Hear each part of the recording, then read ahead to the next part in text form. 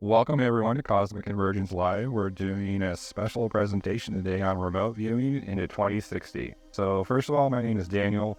I am part of Cosmic Convergence as one of the hosts, and also I go by Grade Druid online. I started TikTok over a year ago, and I've done remote viewing for about 4 years. And I have had a lot of weird paranormal experiences happen to me as well. So I learned a lot from intuition growing up in a paranormal household and area, experiencing both light and dark entities. And I felt that was very prevalent for the later part of a remote group to help track down criminal organizations and victims out of human trafficking. And that was for 4 years. After my years doing that, I started to reach out and make a contact with entities. It may have been my life. I realized the whole time, just in different facets and everything. So it's kind of a little introduction for who I am, but yeah, let's get into it, guys. The history of the remote viewing program primarily revolves around the efforts of the United States government, specifically the Central Intelligence Agency, CIA, and later the Defense Intelligence Agency, DIA, to investigate the phenomenon of remote viewing for intelligence gathering purposes. Here's a brief overview.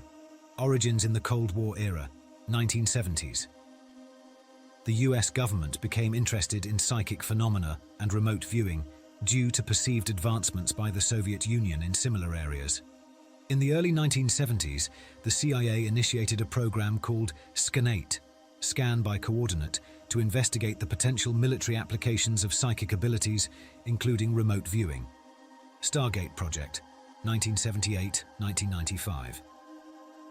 The most well-known remote viewing program was the Stargate project, which was established in 1978 and primarily managed by the DIA and various military intelligence agencies.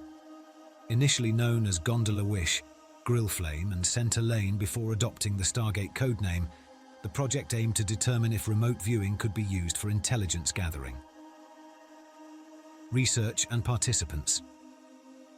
The program involved recruiting individuals who claimed to have psychic abilities to participate in controlled experiments, to locate and describe targets at distant locations. Notable participants included individuals like Ingo Swan, Pat Price, and Joseph McMonigal, who claimed significant success in remote viewing experiments. Closure and aftermath. The Stargate project was officially terminated in 1995, citing lack of conclusive results and shifting priorities within the intelligence community. Some proponents of remote viewing continue to advocate for its potential applications in various fields, while skeptics argue that the results were inconclusive and the methodology flawed. Many documents related to the Stargate project have been declassified and released to the public, contributing to ongoing interest and speculation about the feasibility and implications of remote viewing.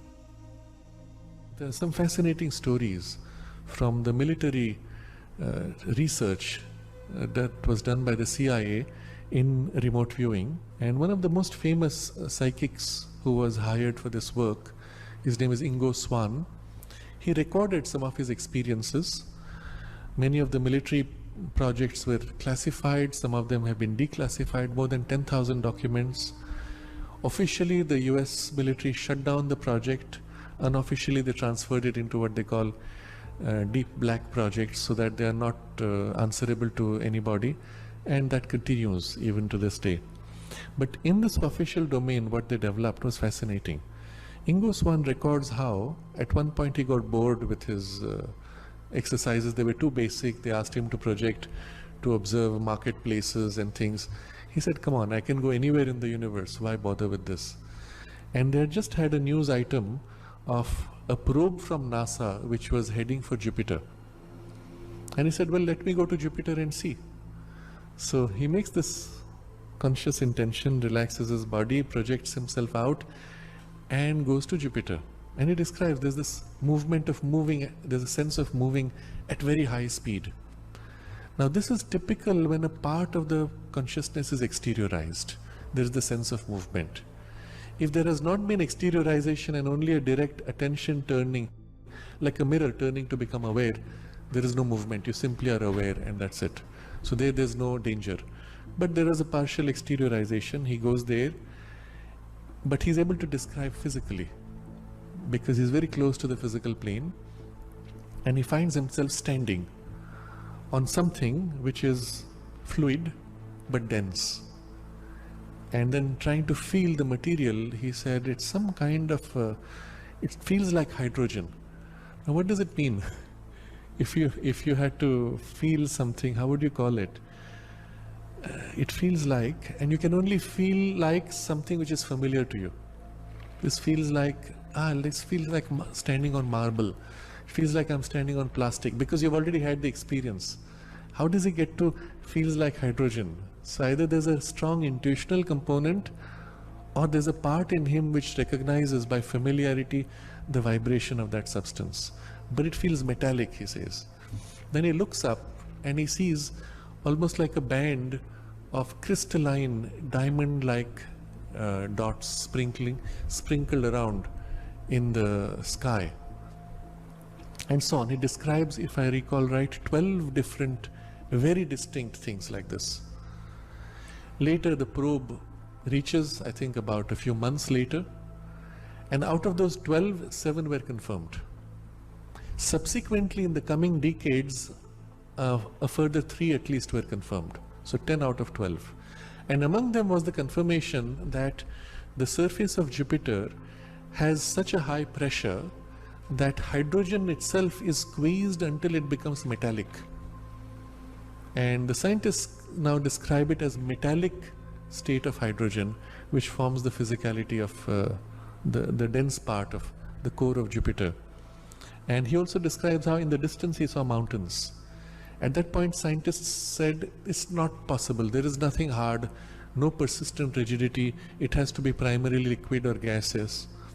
And much later, a few decades later, they confirmed, yes, there are in fact portions which are mountainous and with rigidity that stays mountainous, and so on. So it's fascinating as an experience. A similar thing he describes also projecting himself to the moon and seeing things on the moon, then on Venus and Mars. In certain cases, when he projected himself on the moon, he even found beings, human-like bodies who were working there, some mining operation going on, obviously extraterrestrial. And in one case, when he found himself projected, he was looking at them, and out of curiosity, he approached this person, wondering what is he doing. And the person turns around and looks at him straight and points to him and shouts, "There's somebody here." So that person had the ability of perceiving someone else in an out-of-body condition, recognizing him. And so the fear in Ingo Swan was so great, he pulled back, came back, and that whole thing was shut down. The military asked him to stop this experiment. But what was interesting is, because he had projected himself, he could be detected. But if it was done in a purely mental consciousness, without a vital exteriorization, the mind simply turns, becomes aware, and like a mirror, reflects an image of whatever exists anywhere in the universe. You have not gone somewhere. And there is no way for them to know that you are there. What does that suggest about the nature of the universe? Well, it suggests that we don't know enough about it. And in fact, the nature of the universe, what is known in the conventional sciences as the nature of the universe, is in fact only the physical part of it, not the other part. I mean, you know, life can't really be explained completely by matter, because as it used to be thought, because matter, it's now known that matter is just a congregated form of energy to begin with. So there's a big field out there called energetics, which people don't really know too much about. Dr. Bill Tiller is one of the people that works with this kind of thing, and of course he finds it very hard to sell his book. Yes, if these abilities, if you want to call them that, get to the point where they get to be strong enough that they could be interpreted as a threat value, then that becomes a different matter entirely.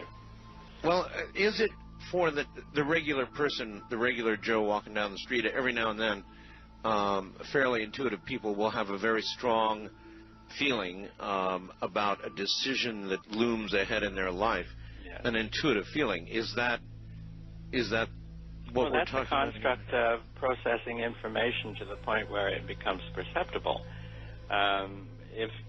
If that person didn't have high stage perceptual factors working for him, then they wouldn't experience that kind of thing. As opposed to logical deduction. Right. Now, in considering perception, you have to understand that it can be closed down. You know, I mean, there are all sorts of processes that can be used to limit a person's perceptual faculties. So if they can be closed down, such as in hypnosis and brainwashing and all kinds of social programming and things like that, these things can be reduced from their functioning. If they can be reduced from their functioning, they can also be expanded. And that was the principles that we went forward with, was perceptual studies. In other words, how far could you take it? Yeah. Apparently far enough to get funding to go for 20 years now. Yes. We were all shocked. You had to produce results, though, really fast, so it wasn't just merely hypothesis. You had to put your results where your mouth was eventually. Well, you did that, right? Or it was done. It was done, yes. It was done. One thing that I have never understood, and to this very day do not, is that the remote viewing, when we saw Dead Koppel, it was to announce we had been doing it for 20 years, but guess what? We're not doing it anymore because it doesn't work. Well, 20 years is a hell of a long time to decide something doesn't work. Oh, dear. Actually, when you think of the larger societal picture and the balance of powers and the secrecy that goes on with everything, you know, would you want to have high-quality remote viewing admitted as workable? No. No. No. I was told behind the scenes as early as 1973 that even if I was told in secret or in confidentiality, that even if we did succeed at demonstrating something along these lines at Stanford, that eventually it would be obliterated because if something like that becomes good enough, then it's a threat potential against everybody's closely guarded secrets. And so, but at that time during the Cold War, you noticed that the program was closed down almost immediately that the Cold War was over with. That's right. Well, okay. Supposedly, yes. Yes. So this kind of development wasn't needed anymore because the American effort was a response to the Soviet effort, and when the Soviet effort collapsed and went away, then there was no need for it anymore in America. So now a publicity program had to get going saying, yes, we looked at it, but it didn't work, and hoping that the 20-year period wasn't noticed. Well, I ask every remote viewer the same question, and that is, if remote viewing really works, and they had to say it didn't work, then wouldn't it be logical to conclude that it's still going on, and probably even at a higher level, and almost every remote viewer says, no, politics killed it, and I just refuse to believe that. If it really works, then we're still doing it. Well, if so, it's even when we were working on it, it was a black program. Right. You know? And it was especially after it got classified, which I encouraged it to be at that time, just to protect the people working with the remote viewing. But if it's going on, then it's a black program, double black, triple black, I don't know. But well, sure. Well, black, so one can imagine that easily. Yep. So you don't rule out the possibility that at some level it is still going on. Oh, I don't rule it out at all, especially with regards to Japan and China. Yeah. Americans only respond to things. They very seldom take the initiative unless it involves money and territory. But interest in this is, I mean, a really big time interested in this has been going on in Japan and China for some time. Gives one pause if you're interested in the future. I mean, it's quite obvious that whoever develops these kind of things to a point where they become functional, really functional, are going to have an advantage over those that don't have that. That's quite clear. Well, if that's quite clear... well, it's clear to me and a number of other people that the best way to make people not be concerned is to say it doesn't work. You know, it's the same thing as like saying UFOs don't exist and ETs aren't real. That's right. And so, you know, you can put out this social conditioning out there that simply causes people not to think about it because it's thought to be insignificant even if it does exist. The CIA has only volunteered to go public on something 3 times in their history. And the discrediting of remote viewing was one time, and it was completely unexpected at that time. Yeah, but they do everything for a reason. Yes, but you have really to look into what those reasons might be, you know. And in my mind, anyway, one of those reasons was that they didn't want to ever have remote viewing connected with anything extraterrestrial, because you put those two things together and you have a developing situation that these chains of command don't exactly know how to manage from the get-go, okay? So apparently the situation had gotten to a point where there was so many freedom of information inquiries and things like that those people took the extraordinary step of disclaiming it. Are you telling me then that at some point in the program, and maybe you'd like to tell me at what point in the program, the people involved became aware of more than just terrestrial information? Well, actually, I think it was Pat Price. You've heard of him, haven't you? I've heard the name. Yes, he was one of the early people that worked with Hal and sometimes with me. I think it was him who first enunciated the location of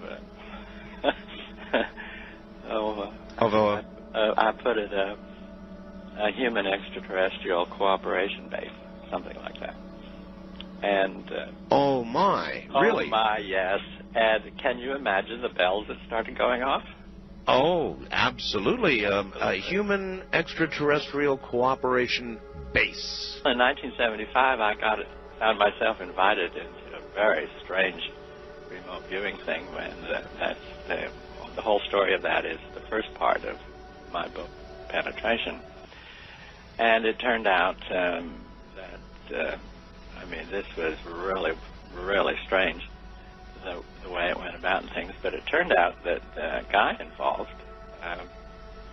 was very obviously part of a larger system having deep concern in extraterrestrial matters. He wanted me to remote view certain locations on the moon, of all things. Mm-hmm. So I did that. And then he kept asking, while we were doing this, it took about 3 days in an underground installation somewhere. It took about 3 days, and he kept introducing the topic of telepathy as an oh, by the way type of thing. And so finally, I can be really naive in sometimes. And it took me about 48 hours to say, this guy's not interested in remote viewing. He already knows what's on the moon. He's interested in the telepathic thing, you know. And so I said, come on, you guys have a problem, a telepathic problem with ETs, don't you? And, of course, that blew the cool of everybody. And I had promised not to talk about this for 10 years. For 10 years? There was no paper trail of this project and anything. But what had happened was I briefly got on the inside of this super-duper secret thing of dealing with ETs. And it turns out I didn't play my cards right. If I had played my cards better, I could have probably been taken into the whole thing and become a lifetime project. But the human mind, or something in the human system, has the ability of knowing what's going to happen in the future. What then does that say to us, if anything, do you suppose, or would you speculate about the nature of time itself? I don't know that. Time as we conceive it is a very arbitrary thing.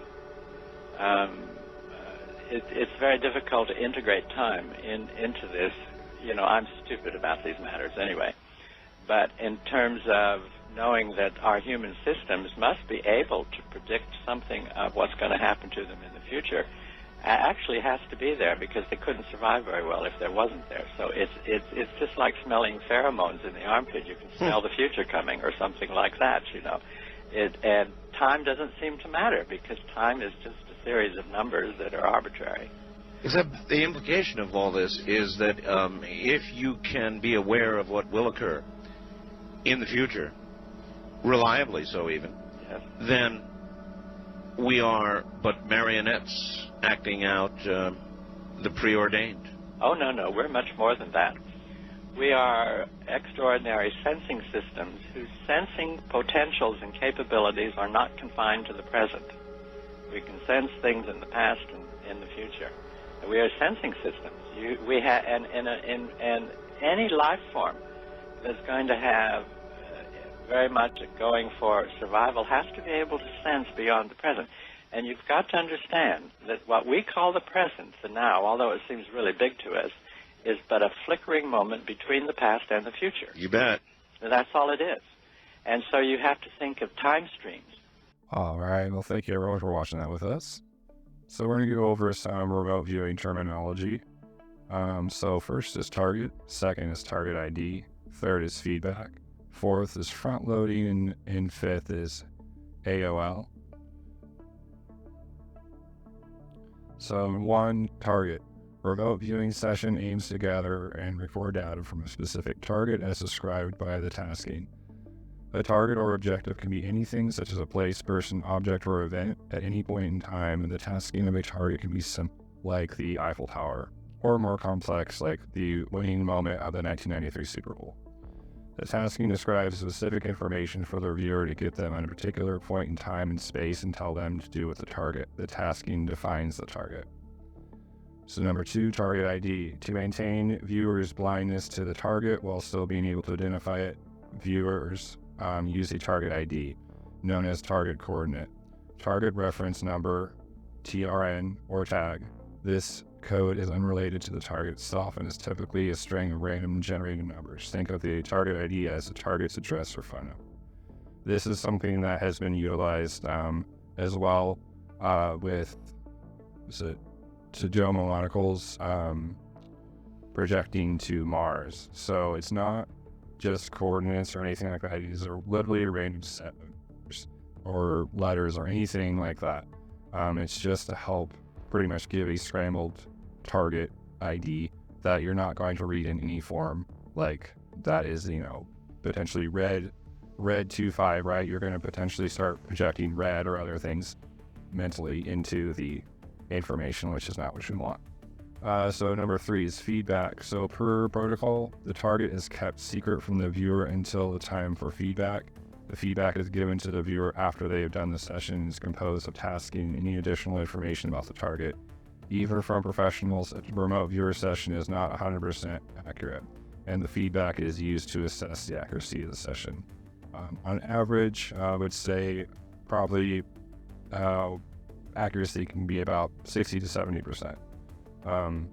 There was times I know when I did it, it was on a bad day, was not accurate very much. Other times was fairly accurate with the information. Now, when I was part of the group I was part of, I was not aware of other viewers, but I'm sure they did have other people in that way to help give a clearance of or a clear picture of the data. Number 4 is front loading. Specific setting, it can be beneficial for the viewer to know a bit about the target beforehand, is called front loading. Front loading is a very general and neutral information that can help the viewer become focused on their efforts, saving them time. Front loading is optional. No viewer should rely on or count on it for their sessions. It is intended for more experienced viewers. When I was doing the stuff what I was involved with, there was some front loading involved, depending on the target, depending on the situation. If it was a more dangerous situation, there would be front loading involved, so we'd be able to get there and then be able to figure out what to do, including with remote sensing or just getting data from the location. And then number 5 is AOL, so an analytical overlay, which refers to the phenomenon where the conscious minds fill in the gaps during a remote viewing session with imagination, guesses, or more details emerge with the target. The viewer's brain scans everything it knows to draw conclusions that fit the data. It can be challenging to distinguish between actual psychic data and the products of the conscious mind. A viewer can quickly lose control of their session if they're not careful. Yeah, so this is something that can happen to anybody. Doesn't matter how inexperienced or experienced you can be. If you're not careful with what you're viewing, there can be details that slip in. These details can potentially be from past or future, from the target location as well. You could have mental projections that you're putting in. There's a whole slew of things that can kind of happen with that. One technique that I did was pretty much I would look at a particular detail or item. Let's just say I looked at a chair. I would mentally go through that chair and essentially try to swipe it away, like if it was information that was just kind of there. If it stayed after about 3 sessions of that, I could assess that was actually fully there. Again, depending on the location, if you get to a location, there can be a ton of information like download and overwhelming on just kind of where you're at. You can also pick up psychic. You can pick up psychically emotions, potential residue from the location as well. There's just a lot of things that go into it that you have to filter it with your intuition and practicing. There is no linear time, the future into 2060. So we're going to go into Stephan Schwartz. And so Stephan has conducted extensive research in remote viewing, particularly focused on the year 2050 and later 2060. His work, in which began in 1978, involves gathering insights from thousands of individuals who participated in remote viewing sessions. The findings of these sessions have been synchronized in a complex trend analysis that outlines several key predictions and observations about the future. From, I believe it was 2 years ago, it was a year ago, he did his latest going over 2060. He said he still had thousands upon pages to go through. So I think it's definitely ongoing in 2060, but he is able to go over a lot of information through 2050 back in the 80s and 90s. One caveat, I will just say everyone in this group, he did not see aliens. This is not something that they were trying to perceive or trying to get information about. They were very particular on the information they were trying to get. So that was not one of the things in the bingo cards for them to look, unfortunately. But I think there was a bunch of people asking last time that he was live, so he was saying he would try to get some more information. There's also the caveat of potentially NHI can avoid our psychic detections, then that would make that even more harder to perceive. But I thought that was just wanted to give that little bit of a forewarning. All right, so some of the details seen back in 1978 was remote viewers reported seeing a blood disease that was transmitted by animals to humans that would kill millions. He later went to ask professionals about it, and it was possible they laughed him out of the room. Years later, they found that it was AIDS, and that hit during the 90s and everything. So that was something that I perceived back in the 80s. He had no real context. The other thing too is as they were perceiving into 2010s, 2020s, 2030s, the people that were remote viewing, they saw devices in people's hands that had no buttons, just a screen. Obviously the iPhone, that is very much something that we have now, but back in the 80s that was not. So they would also go into terrorist groups. That would become a huge issue going into the 2000s and on. And that was something that they had sensed that there was something really big that would create a lot of shift around the beginning of 2000s. So that would be 2000. Obviously, 9/11, social and political shifts. So they sensed the collapse of the Soviet Union. One of the more accurate and verified predictions from his research was the dissolution of the Soviet Union, highlighting the potential of remote viewing to foresee significant geopolitical changes in the U.S. The future also points to increasing decentralization, with the smaller autonomous communities becoming prevalent.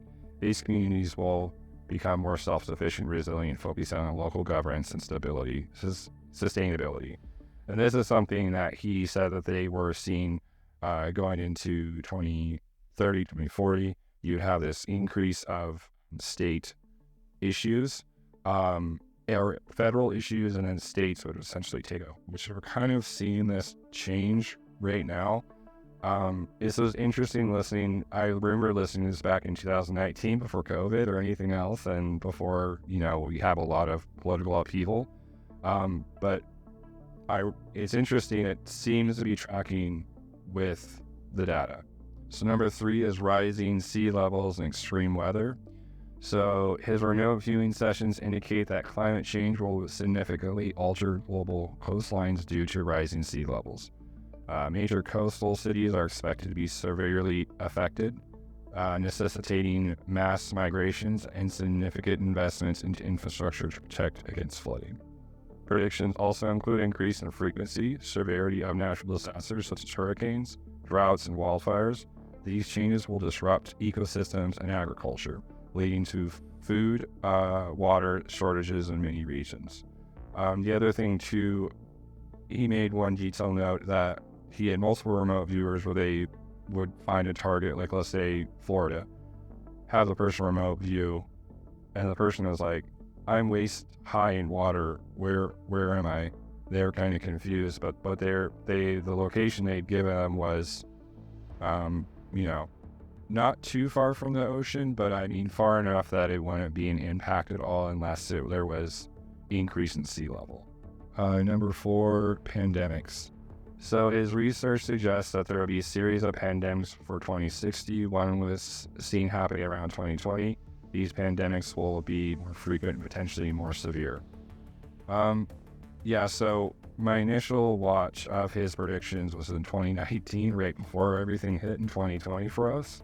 So that was interesting, kind of watching these predictions potentially, and again, then living it months later.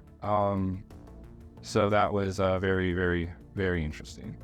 These health crises will strain global health systems, leading to a evaluation and restructuring of how public health is managed.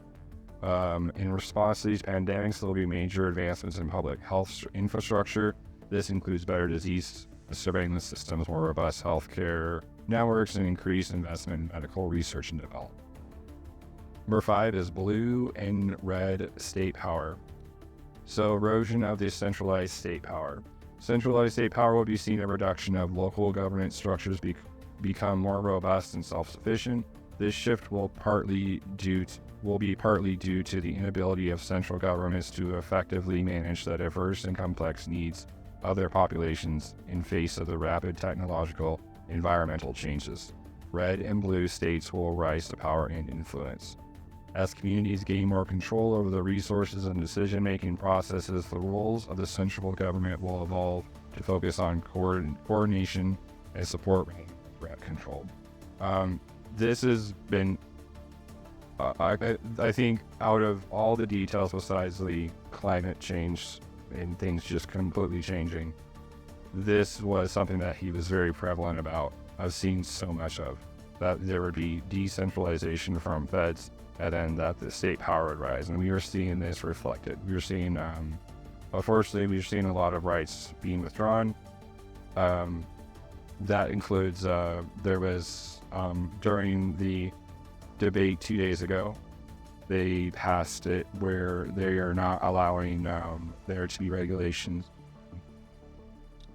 Pretty much all regulations when it comes to how much metals or whatever else can be put into food, everything else that's being eroded away. So they can do whatever they want.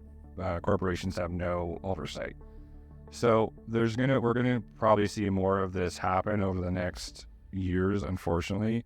But what this is going to be, it's going to be eventual pendulum shift where obviously people are going to get fed up with it, and then you're going to have more state required, like power in that way.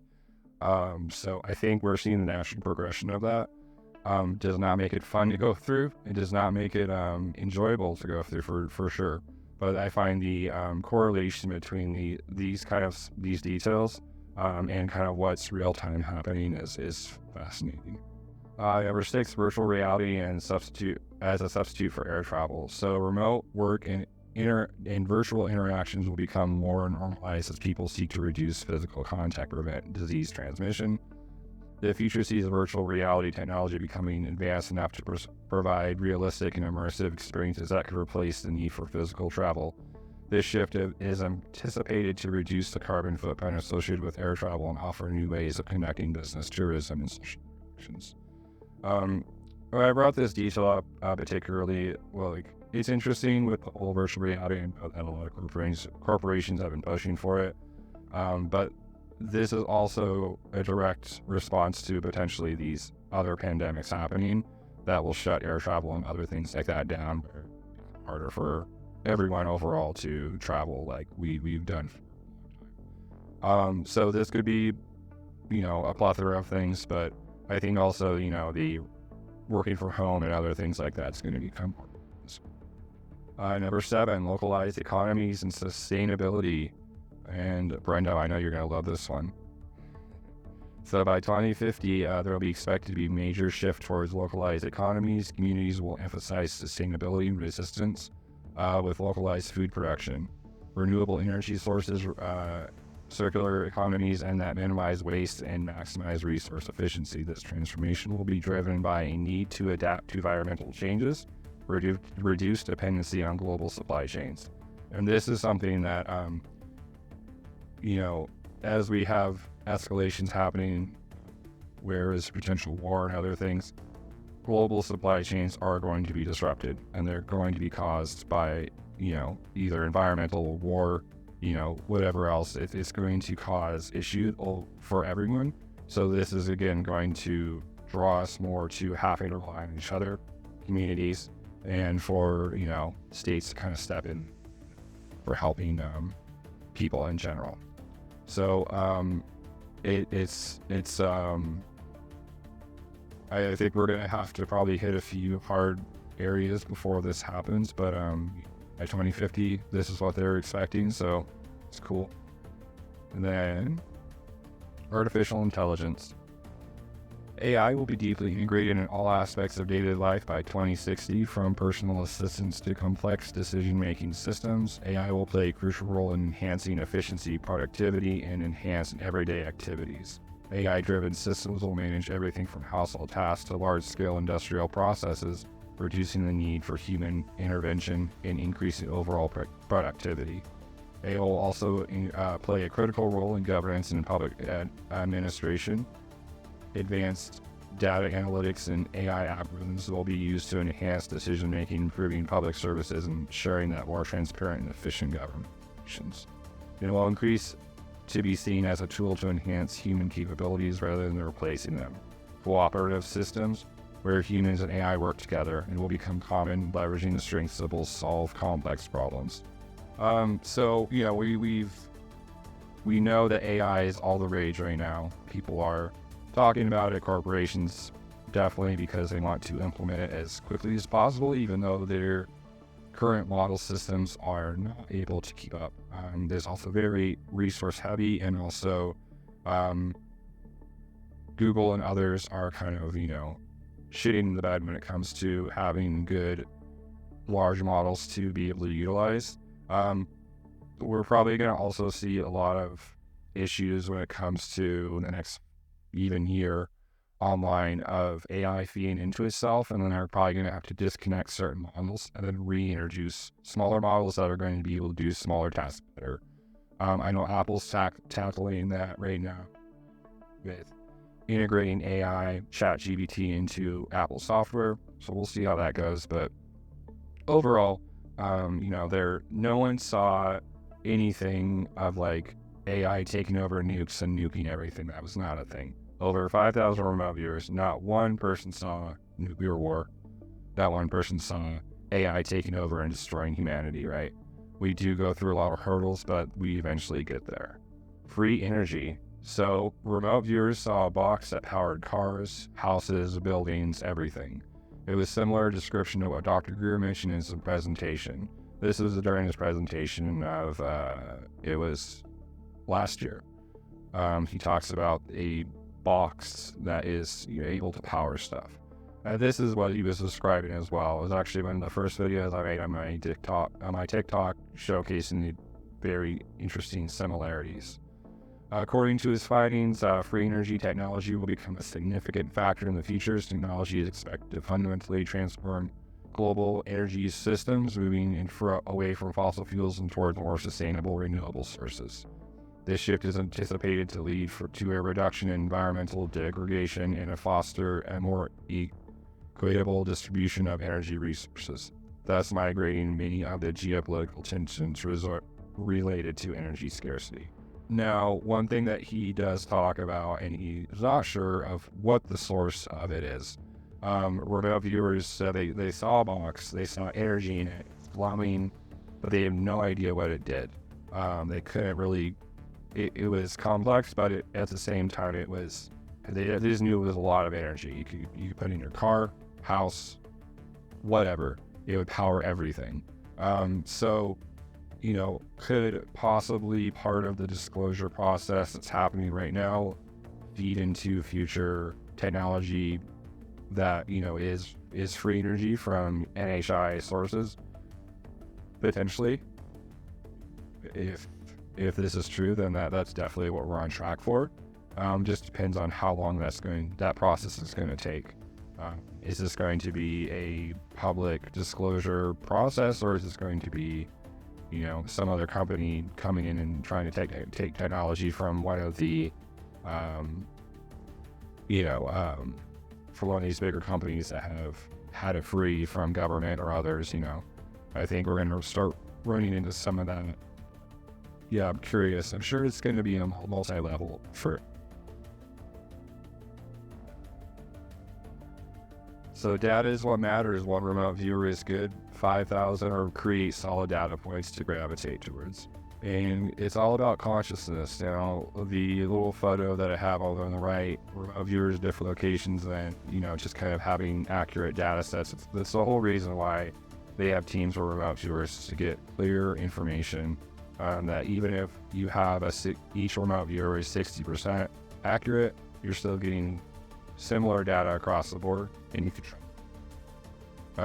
but remote viewing is one tool. There are many ways we can get universal information. We can't negate remote influencing, psychometry, clairvoyance, PK, and more, because it's all connected together. Psychometry is being able to hold an item and get information of the past on that item or what was attached to it. We are so much more. As we practice listening and focusing on our internal compasses of the universe, we allow ourselves to get out of our own way and start to experience. And this is something that, again, I want to just reiterate. As we're all growing in our awareness of our connection to everything, who we are as individuals, but also our connection with non-human intelligence, with nature, with our loved ones, with ourselves. Again, all of this is about consciousness. It's all key. And this is us understanding how intrinsically connected we are to everything, is how we're going to be able to move through these really turbulent times. I know right now it's turbulent time for many as well. And these are things to just keep hope of that we're going to be able to make it as a species, and that as we focus on growing individually ourselves, we're able to affect change in others. And this is something that's been prevalent through every abductee or contactee that have interacted with NHI. It's the same message. So thank you everyone for joining me today on this, and that is the end of the presentation. How's your throat there, buddy? Oh, we're doing good. Oh, we're doing good. Right, good. We're doing good. Yeah, Oh, that was great. Well, I hope that was fun for everyone. Hey, it's quite detailed. I'm interested about the whole decentralized government thing that I was typing in the chat, because that sounds great and all. When you have red states and blue states that are going to be able to be interdependent from the centralized government, but at the same time, I'm looking at that and I'm going, I'm seeing so much vitriol between red and blue, as far as mentally and emotionally, that if they're all into their separate states, then that's just going to open us up for yet another, as a lot of people are starting to say, is going to be another civil war down the road. And that, of course, would bring about not just the tensions between, having it happen all over again, maybe not North and South, but, actually neighboring states. But you're going to also have a potential for other countries to come in and try to take advantage of that situation, which I don't know. I guess I don't know if any remote viewer has brought that up. So I'm thinking that if it's going to be that, it better happen worldwide, or else we're just going to get trounced by whoever. Heck, we could probably be trounced by Mexico at that point. That's to me. Yeah. On that note, like, I'm seeing that, and I'm hearing what you're saying, John, and this is a very similar conversation as the one we have about ETs and their peacefulness or not. And in terms of, like, with the AI and the technology becoming so powerful, emerging into a post-scarcity society, possibly with thank you for taking my ball. Yeah, 3D printing and stuff like that, decentralized manufacturing and stuff like that. That it becomes more like it comes into focus more, the idea that the power structures that exist in the world today are legacy holdovers from that which existed in the past, with the ancient kind of limited resources that we've come to know, right? So, like, what kind of world will it be, and what role will military conquests even serve in a world where we have 3D printers that are, like, generating metals from seawater, and you have 0-point energy or geothermal, and as we tap more and more energies and more technologies, it's like it doesn't right now. It's the hardest to see these things, but as things progress, it comes into focus. And I don't know how much of that is remote viewing and how much of that is just being able to see trends. And in some ways, I guess, like, physicists and futurists are kind of like remote viewers too in that way. Yeah, I know that having land is pretty much about as far as government sees it, having land is just having resources, and if we don't need to use the resources, how important is it? But I still see that kind of being like that government frame of mind. It was like, well, we have more acreage than you, we're a bigger landmass than you, so we're more important. And it's just really be interesting to see, like, the centralized government just kind of be like, oh yeah, gosh, you guys really have us in a corner, so and we're going to take hands off on you guys, and we'll just help mediate what happens on between states. They are definitely not even close to that happening, and I'm not saying it's not going to happen, but they are so not close to that happening. Yeah, what's interesting, I forgot to include this, and I apologize, but they said that overall, religion and beliefs would also be affected as well. There would be underlying understanding that everything's connected intrinsically. So, and that was across multiple religions. So, what does that look like events-wise? Don't know. The other thing is with the shift in state power, there would be, and he goes details obviously through like the 2030s, 2040s. There's a lot that happens during the 2040s and late 2030s, but they were saying that through that process, that was something that they were seeing a lot of back and forth with the states, and then there would be a lot of advancements in medical and everything like that in the blue states, because you have less regulations on the red or on the blue, like, and doctors being able to actually go to those states to have full, like, licensing and being able to practice. And then you're kind of seeing this, which is way turnover and stuff, where they're kicking doctors and people that can actually do what they need to do out, essentially, and they're having to go to other states to practice if they're wanting to stay within their, what they've swore. So I think there definitely is going to be a back and forth, unfortunately, in the next, because that is 2050 is what, 25 years from now. So we like to think in linear terms of like, well, we have social injustices and everything great. So we have all this the pendulum swung, and now it's swinging where you're having more conservative, you're having extremist groups coming out, You have religious extremism, state power, and religion are coming together again. You have this pendulum swing where it's like, no, this is across the board. It's not just the U.S. But I think with that, it's gonna have to swing back as well. And at what price? It's interesting. I just, to way we're sorry, and I'll give the board to somebody else. Just the way we are now, of course, it's hard to see as much as positive as I try to be. Believe it or not, I try to be positive. I just don't see how, in our current state, especially with a rise in consciousness, like all I see a lot lately is just, and there's like, are they self-conscious? I don't know. So it's like, in order to have something that largely helps build humanity's understanding of consciousness, are we really going to get it from ourselves? There has to be. I mean, honestly, right now, I would say no.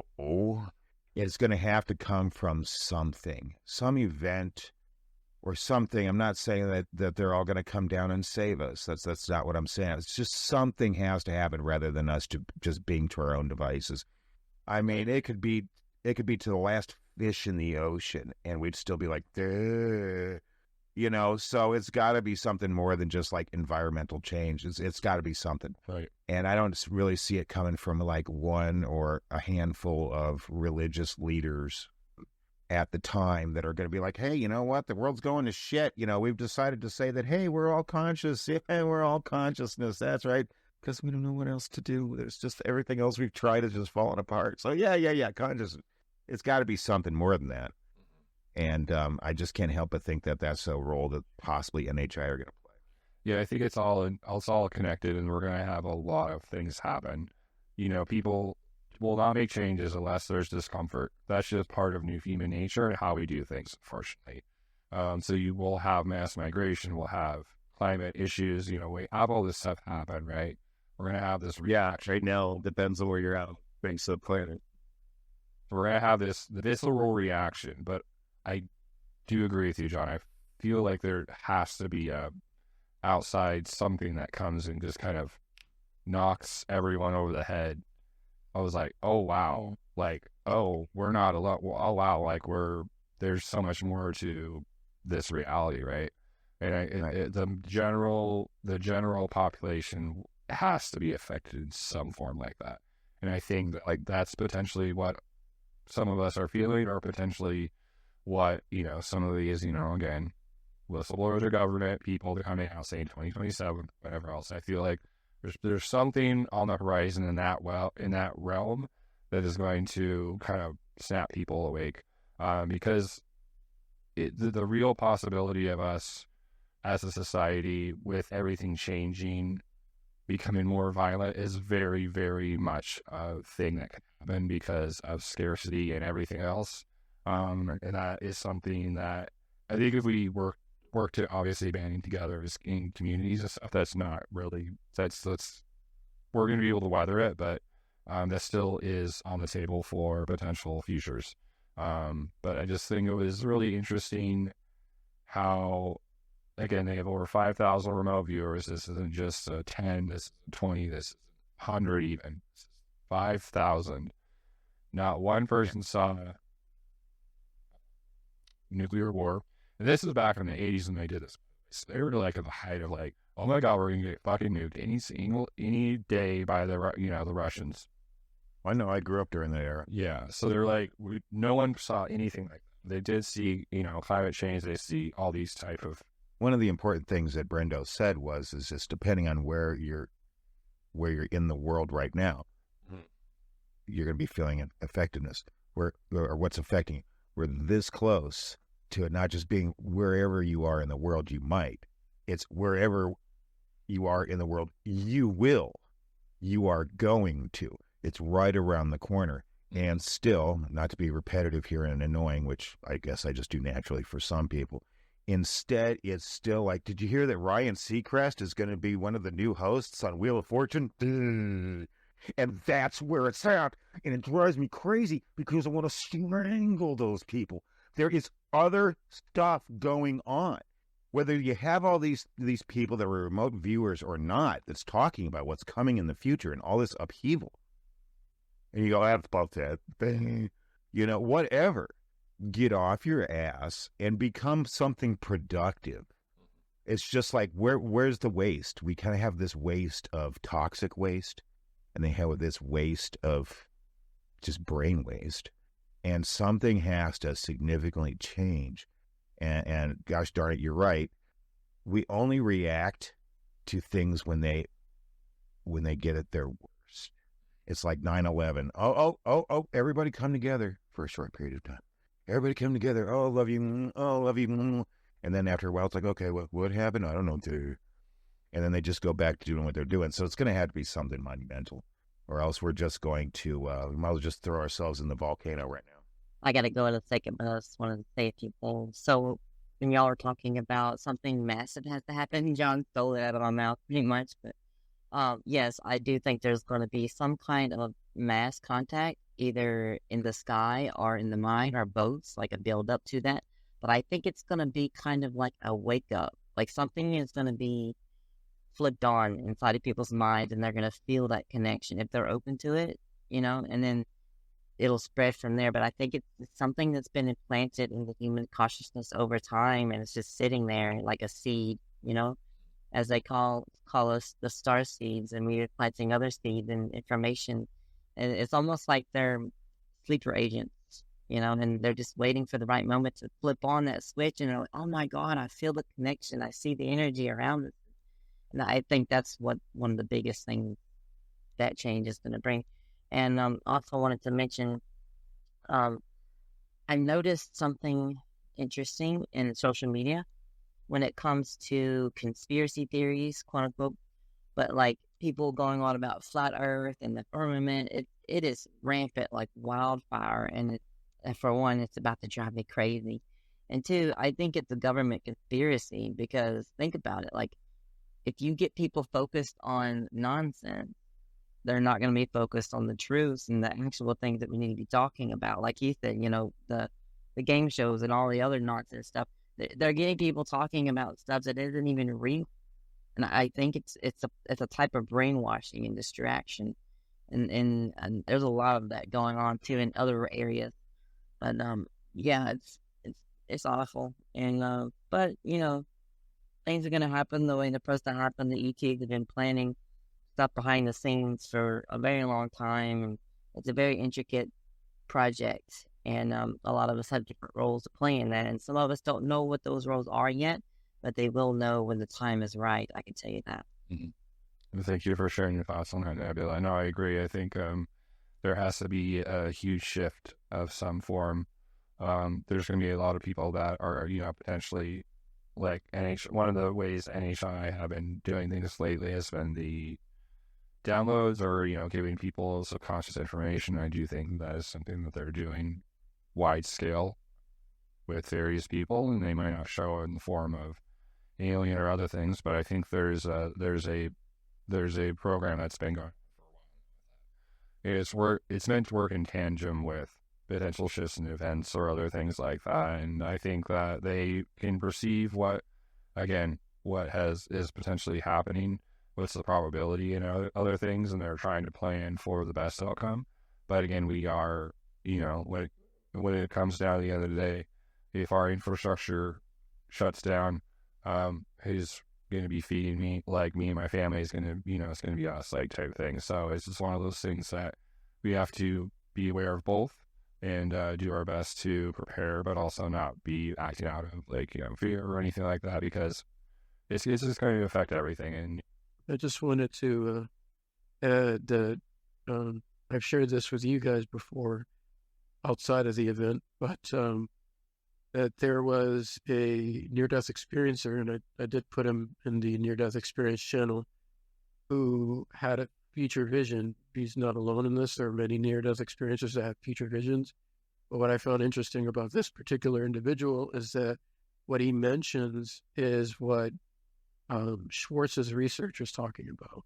He didn't mention Schwartz by name. He just said what he saw.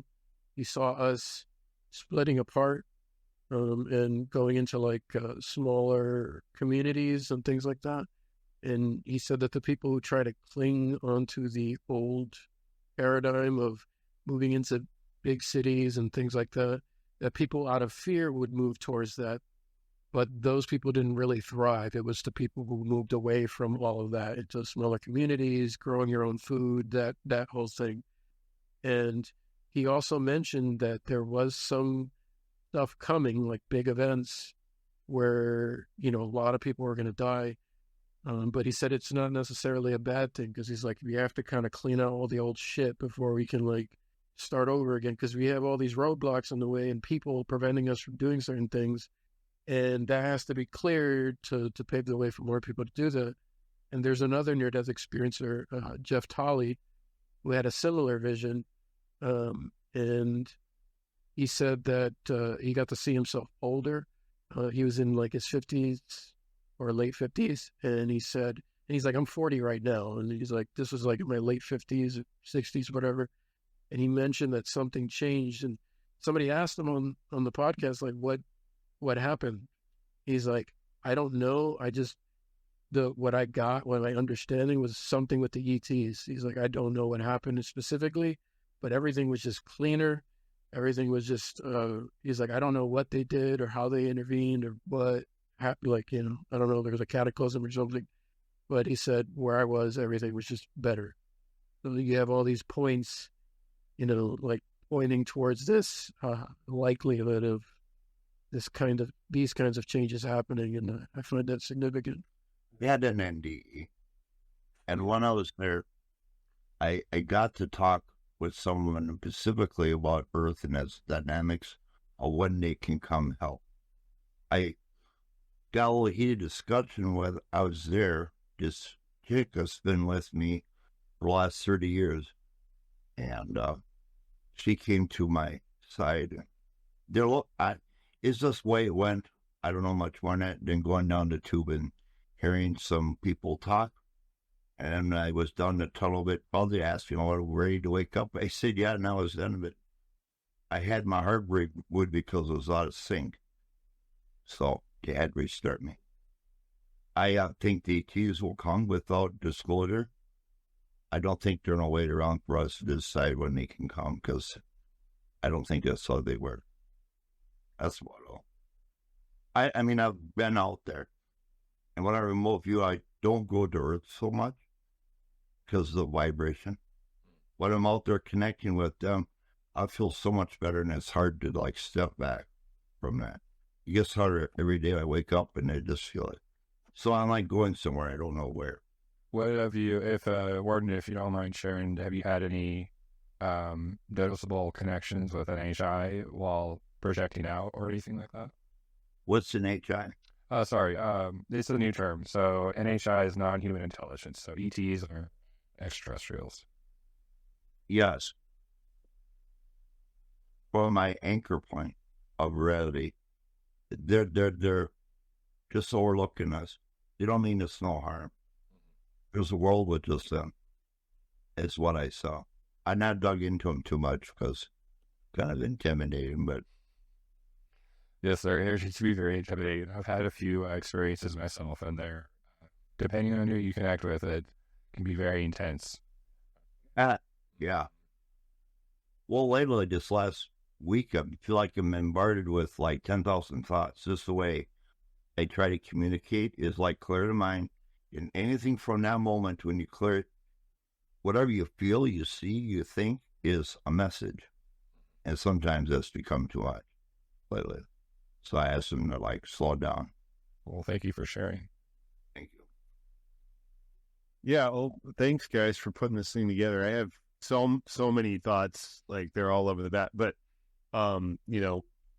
different interpretations of how time works, different plausibilities of, if many worlds is the correct interpretation in quantum mechanics, then you have several different outcomes that could occur from now. There's several different outcomes that already have occurred from the previous time, in the 60s we were talking about.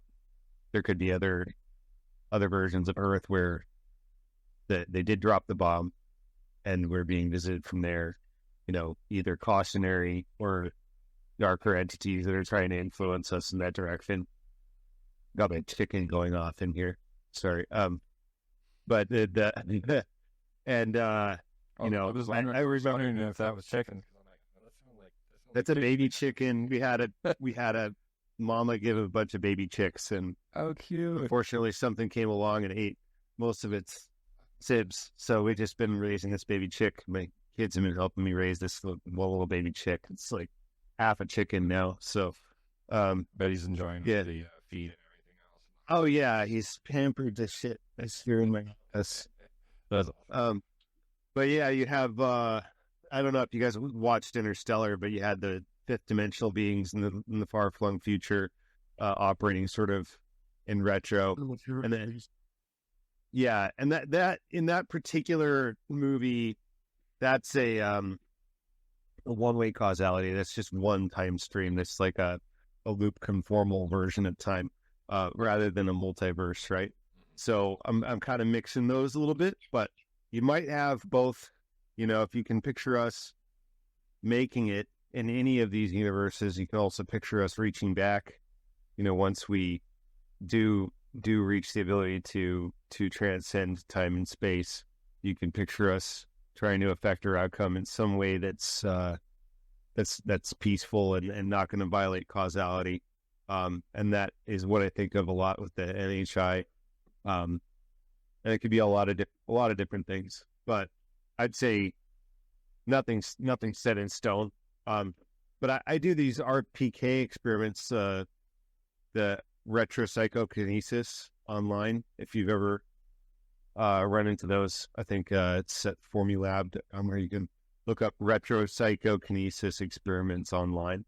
And what that is basically it's a true random number generator where they're splitting a light beam, and based on what occurs, it's a truly random number outcome, and you're trying to affect it to be non-random. And there's a direct output from this that you're attempting to shift a bell curve or a pendulum. There's any number of outputs, right? So it's kind of like biofeedback, but it's psychofeedback. And it's pretty cool. The connection there is that I strongly feel like practicing with that is helping me stay in the reality that is the most graceful.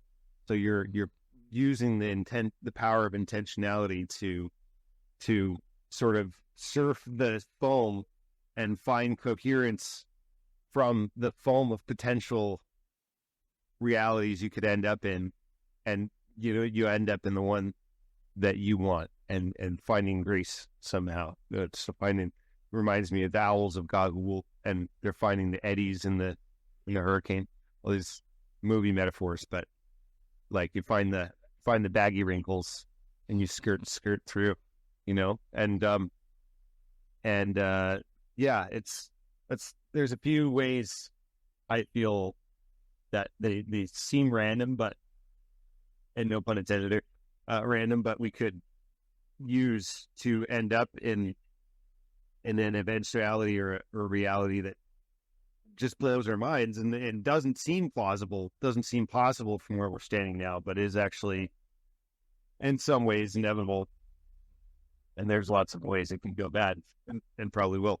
I opt toward the multiverse side of things. I think many worlds is the more likely of theories, and it could, that it not only can go wrong, it probably will. You just want to be in the good version. Your outlook creates the outcome, and that sounds kind of woo. That sounds kind of like the secret law of attraction stuff, but it's not. It's actually advanced physics. Like Roger Penrose talks about this stuff, about how we're there's something about consciousness that fine tunes reality from the quantum foam, and what you observe is somehow linked to your outlook. Do you think there's a possibility with the many worlds theory that what we're having now with more sightings in the skies and more interactions with people and extraterrestrials, etc., interdimensionals, that we're actually our reality is our world is kind of going dimensionally merging into theirs.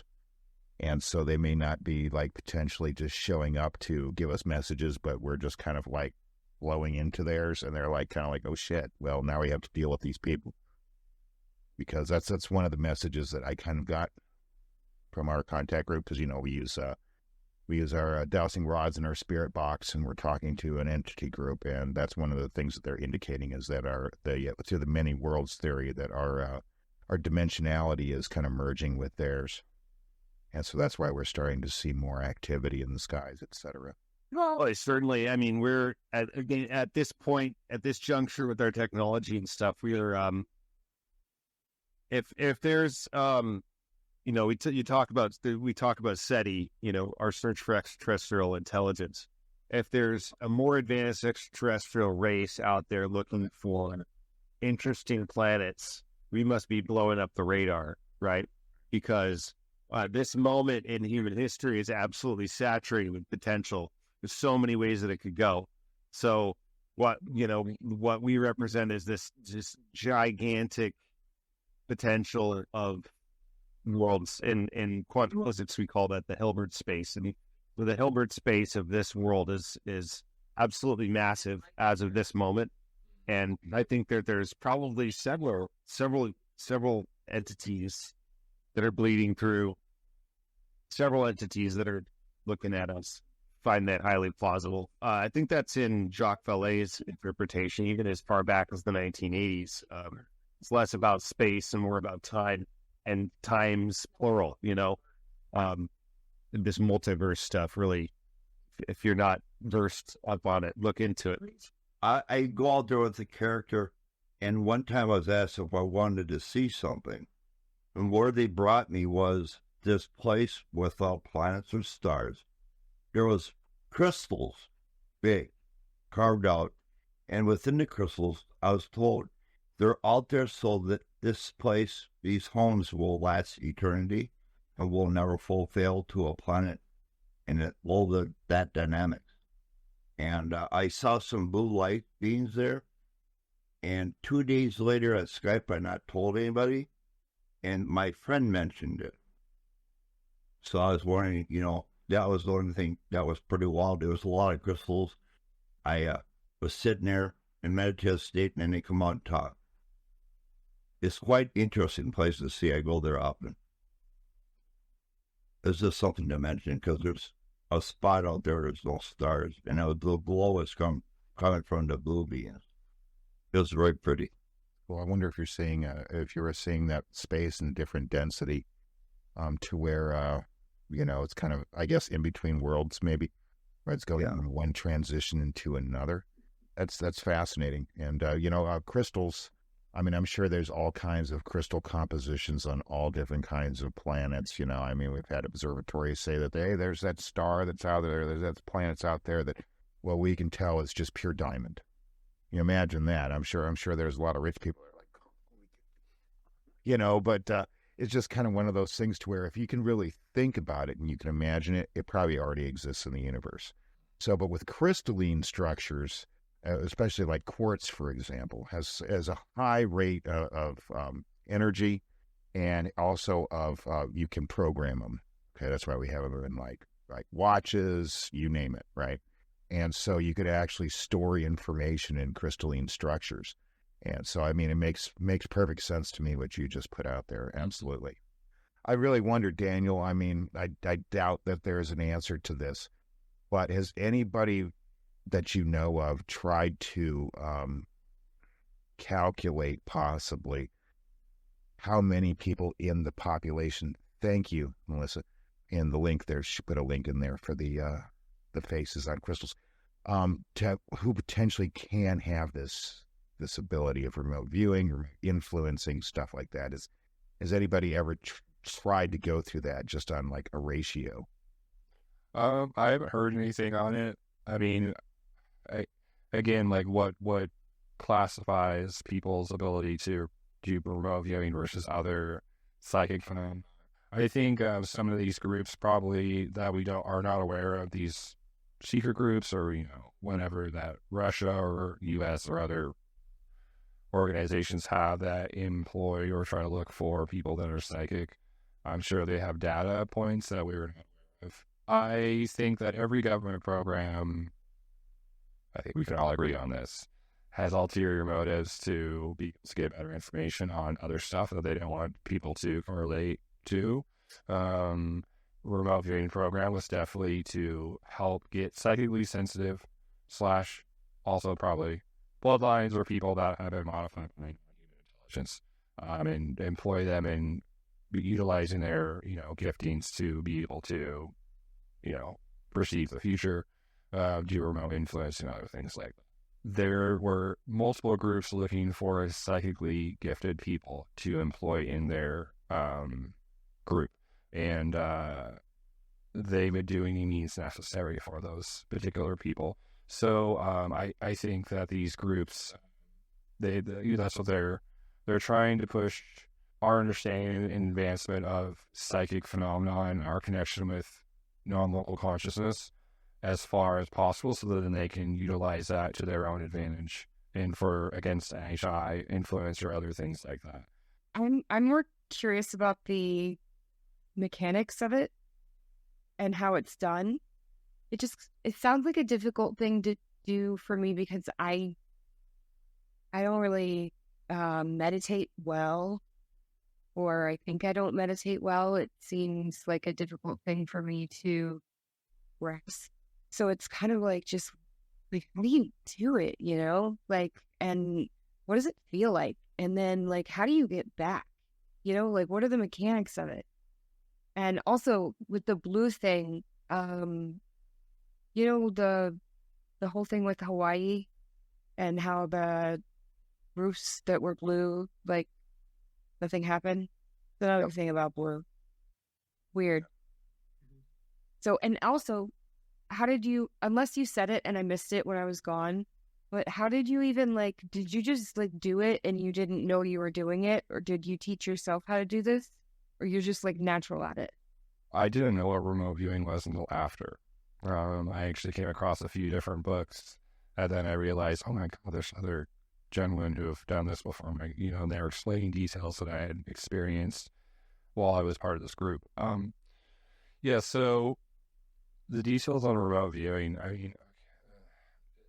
the specifics are you letting your intuition guide you. But the first thing, so I'll just walk you through kind of my process when I was doing it. So don't feel bad. I hate meditating. I despise meditating. I really do. I do like it. It's always on. Sitting and just trying to do that is hard, and I've always struggled with this. Don't feel bad. Writing your brain. I think that there's a certain percentage of people that just can't do it, like literally cannot do it. But I also think that there's more than one key to opening a door. Okay, so I think that some people, not anybody special other than somebody else, but there's a certain amount of people that don't necessarily need to do the meditation. Like psychedelics is my thing. I can try to meditate on it, and I'll try to be expansive, but sometimes, not to interject, I'm sorry, but then I snap back. It feels unnatural. And we interviewed Susie. Was it I don't think it was Susie that said that she didn't. No, it was Susie. I remember, and we both were smirking during. She was saying, she's like, yeah, I don't like meditating. The Grace say, don't meditate or whatever it was. That's right. Yeah. Yeah, because it messes up your frequency. Mm-hmm. And so I think some people, it messes up their frequencies when they try to meditate. But there are other ways. I think that meditation is helpful. But you can meditate without getting downright serious, sitting in certain positions, doing all that stuff. You can still. I feel like sometimes I'm getting there with mindfulness and being in the present, but deep diving, yeah. I feel like that's a little different from meditation. Yeah, so, okay, so thank you, John, for intersecting that, because I 100% agree. So in the modern sense, we like to think of meditation as like yoga, sitting down, doing that. Like, okay, I'm going to internalize and do this thing, right? So majority of times I was remote viewing, I was either standing, walking. The shower is like my safe place, and water. And I'm a Pisces, so water's my go-to. But those were things that really, those were areas that really helped me stay in an altered state where I was able to get information. There was different times where I get a message for that there was something going on. I would focus on it literally in the middle of work, or I need to go to the restroom, run to the restroom and like focus very intently, get the information, or if there was remote influencing involved, do that. Then I would get feedback later. So there was just kind of out of like a time of like, I need to do this right now. It's important that I do this and I need to focus. Like it was just kind of that intuition part took over and it was like, I need to get this done. Because people's lives were hanging in the balance. There's other times where it was more quiet, where I was able to meditate. So what that looks like, sitting, standing, whatever. If your brain is active, I suggest, putting something on that's music, something your conscious brain can connect with, that just, is able to listen to or whatever else or focus on. And then what I would do is I would visualize a safe spot. So particularly, I would have a hut by the water, in forest, like kind of shore side. And that's where I would go to. It was my safe spot. So I would go in there and I would sit and just kind of let my essence like be there. And then that's where I would project. And so out of that projection, that's where I would go into a dark space. And then I would start getting details and fuzzy things as become more and more detailed. I would get tastes, smells, emotions, details of locations or pretty people. And then that's kind of where the details kind of start as the leading into. Like you did it before you knew what it was. So did you kind of like do it on accident?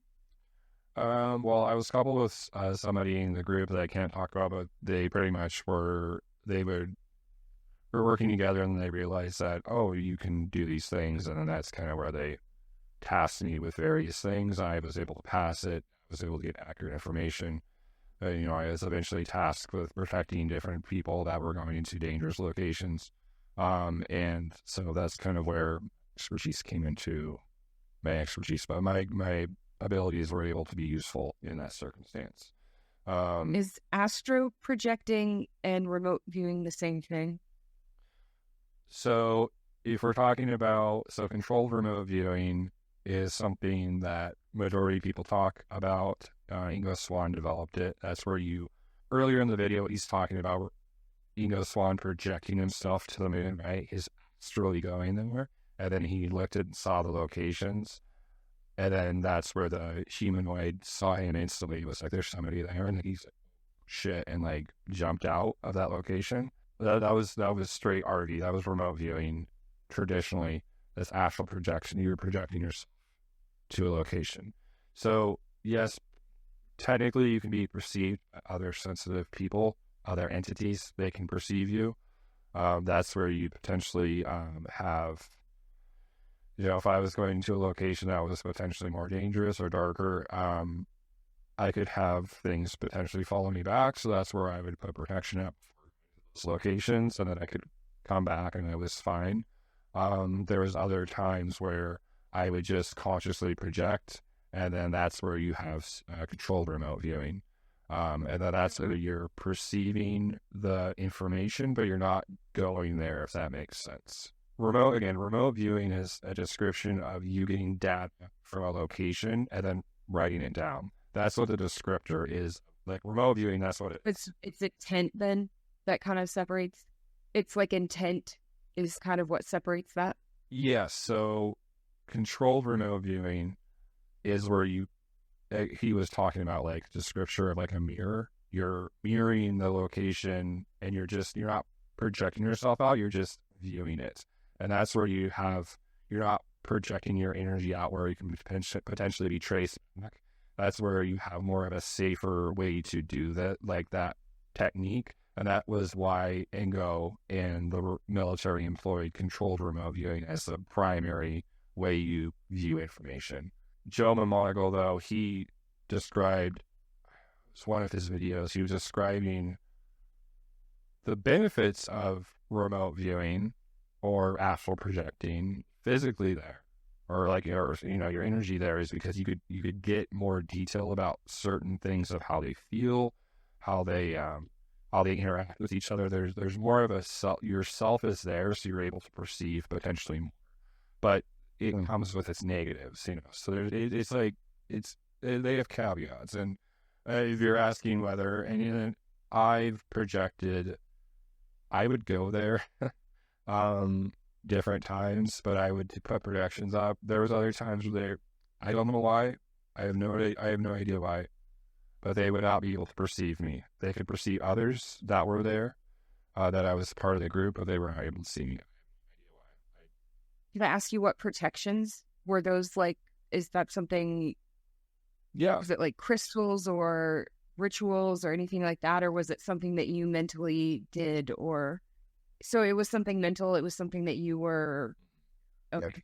So if you were to look up any type of kind of general like protection, mental protection, they all work in the same way. I would say just find something that fits for you, that you really connect with, and that's the most important part, because techniques really don't matter too much. It's more so what you connect with spiritually, and then you're able to engage with that practice or that ritual.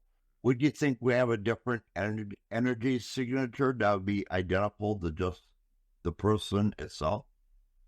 I think that we all have our little nuances in our frequencies, but I think we all have a basic frequency, and that's the frequency itself of planet Earth.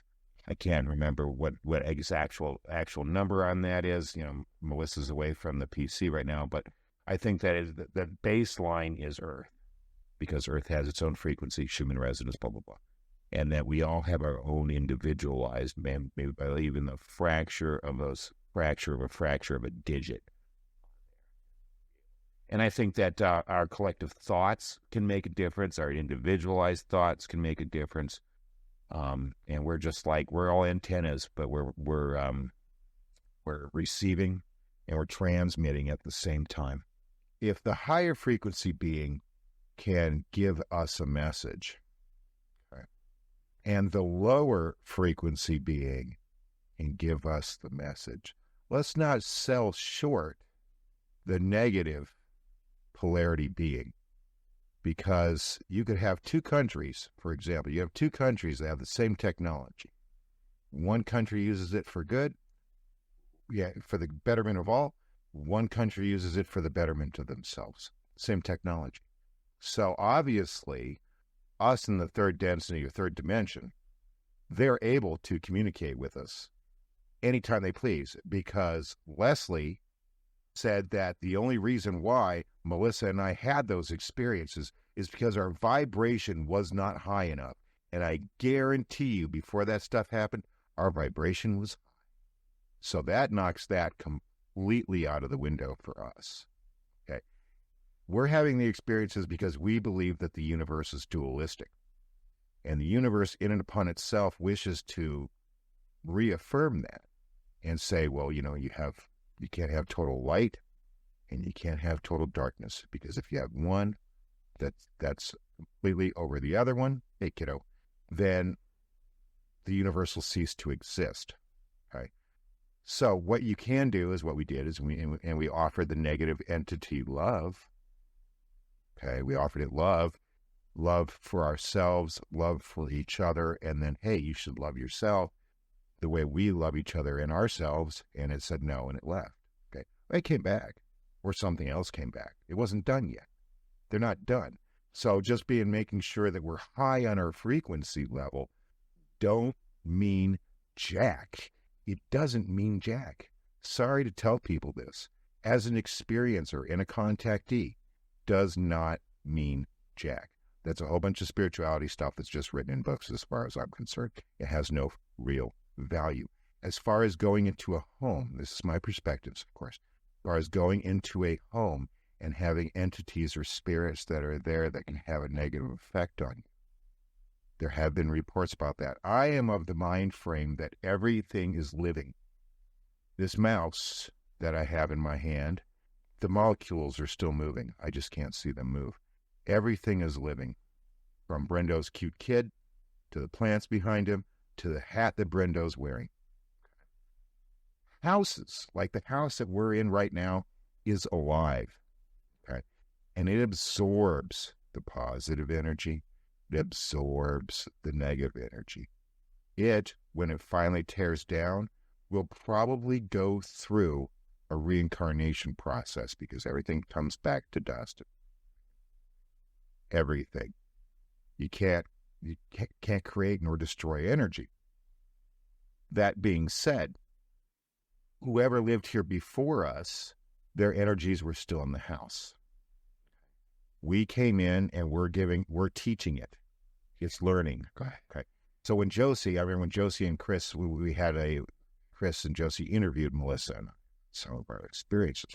And remember, Josie, you said that you were house sitting or you're babysitting for a kid, and Puff the Magic Dragon came, right? It was that book. Oh yeah, no, I was cleaning. Yeah, I was cleaning for this woman who had like 4 boys. Yeah. And the book, what, fell out of the bookcase or something like that? No, I got there and I had a song stuck in my head, which is not unusual.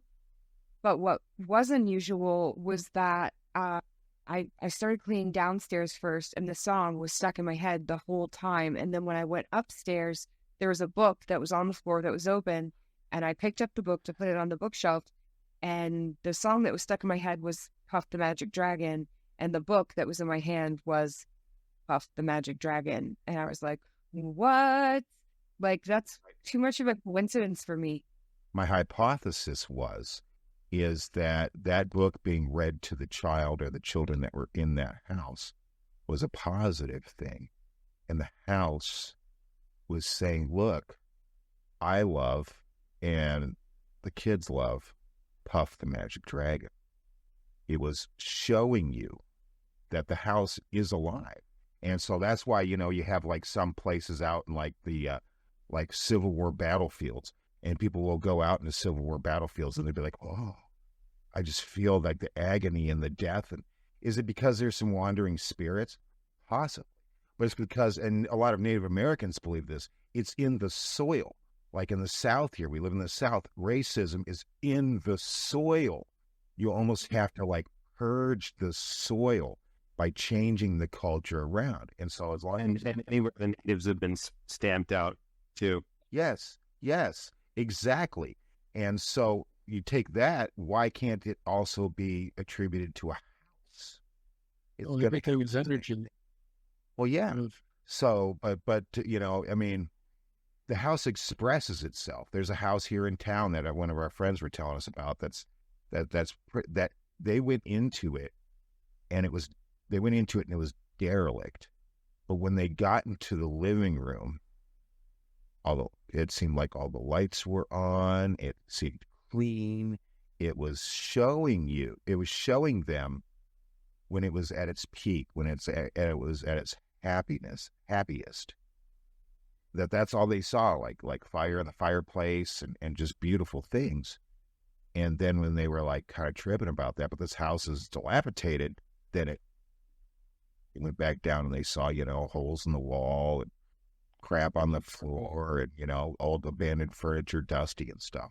So, I mean, it's, and a lot of people contribute that to like poltergeist activity, which I'm not saying doesn't exist, but I do truly believe that, everything is alive.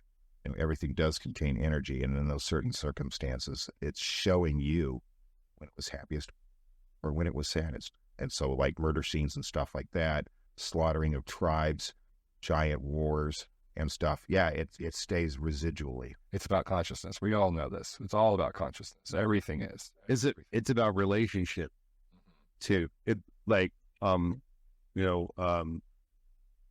you were talking about your Christian upbringing. I'm not Native American by blood, but I was raised in a Native American spiritual circle. So like everything is about relationship with all living things, so you have a relationship to all the plants and animals around you. And that sounds like it could go on a t-shirt, or a bumper sticker, but it's like literally true. And what that really means, like the psychedelics and meditation can really put you in touch with that.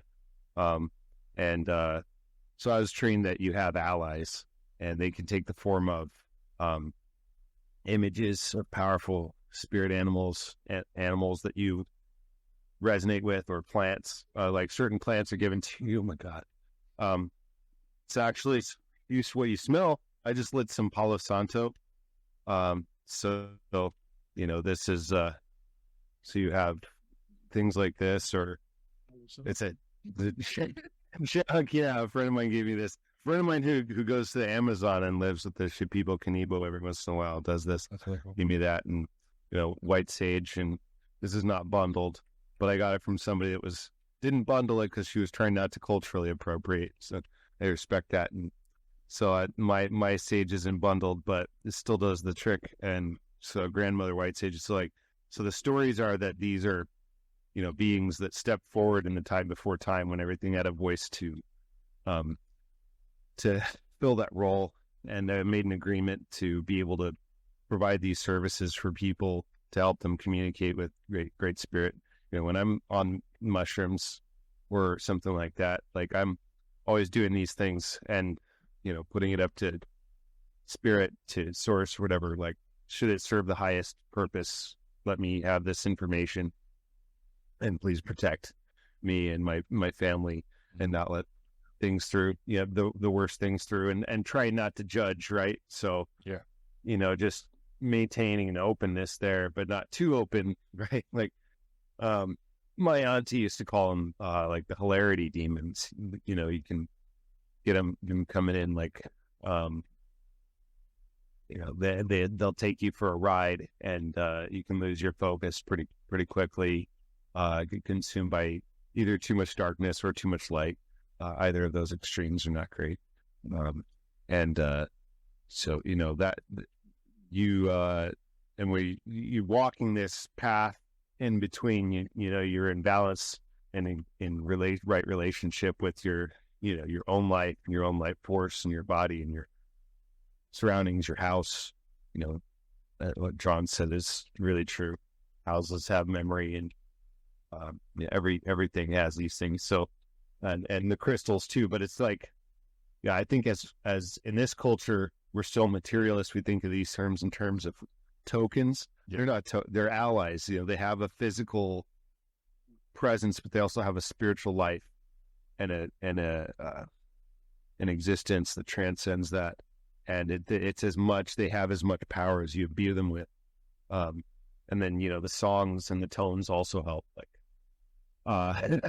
I've never really had bad trips or bad meditations, but I let the tone, that the Om is like, so if you Om it, that's like the Taurus itself. It's like the whole universe in a sound. It's basically everything. And you can't go wrong with that. That it is, it saturates absolutely everything, and I don't do it anymore. It does me. I don't know how quite to say that. It overwhelms me and just comes out and emerges and saturates everything to the point where it's like, there can be nothing but holiness in this space where this is. And, that I'm contributing to something, and it pervades and it goes out into the universe, and it improves the universe. And as like the message I got through that, once upon a time and ever since, is like, this is what you do, human. You have been placed here to transmute these higher dimensional energies into, quote unquote, lower dimensional sound. So as you say, with the lower dimensional, lower vibrational beings, or whatever, quote unquote, it's just rungs on the fractal ladder of reality. There's no lower or higher. It's, it's just different locations, different addresses on the blockchain. Right? Right.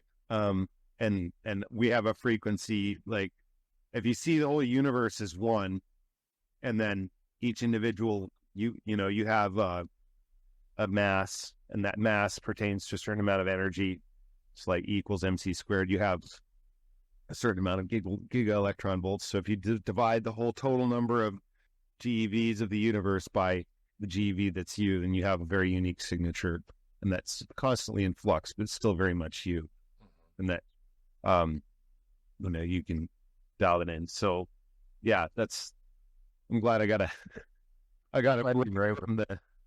break from the saturation of kid. I'm glad you brought that up, man, because that you're hitting every nail on the head as far as I'm concerned. Thanks, man. And it just brings me back to, Western outlook, like you said, very materialistic, and then Eastern. And, Western has had a great influence on Eastern. When I say Eastern, I'm talking like Buddhists. Okay, I'm not talking and India still has their gig, but, so much of the Western culture has just kind of gone through. I mean, it's all about possessions and materialism and stuff like that. And one of the biggest problems that I think that Western cultures face is that we continue to call, like, the tribal communities, even the ones that exist still, the pockets in the Amazon, as savages, primitive.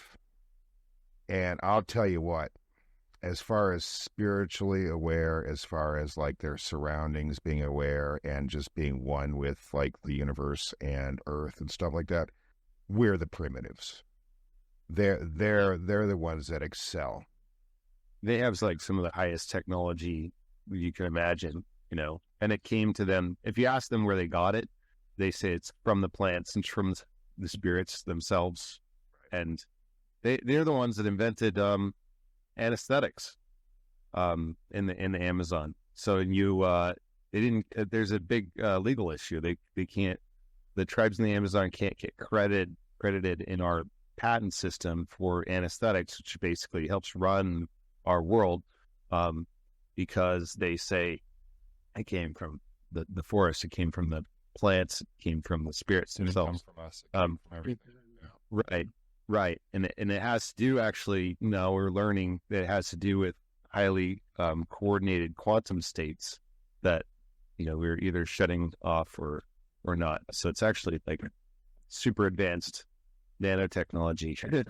And you guys see that piece, I think,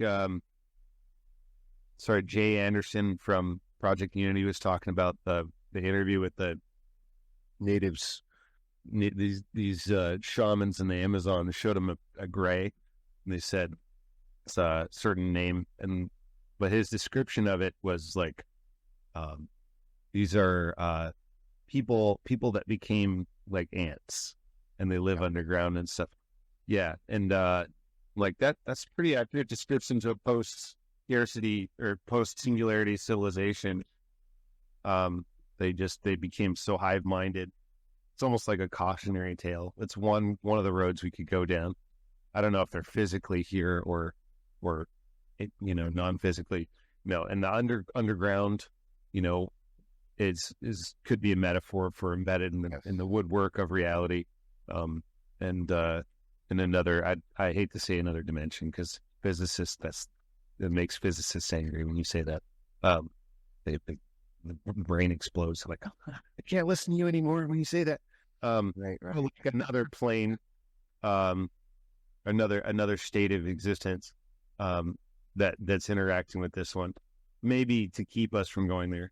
But what's really interesting about the Amazon is that it's a food forest. Like, a lot of the species of fruits and plants that exist there have been cultivated very particularly by people over the millennia. And in Amazonia, we're just now discovering through LiDAR scans all these buildings and pyramids, and that there was this actually huge civilization. But it wasn't like a traditional civilization as we think about it.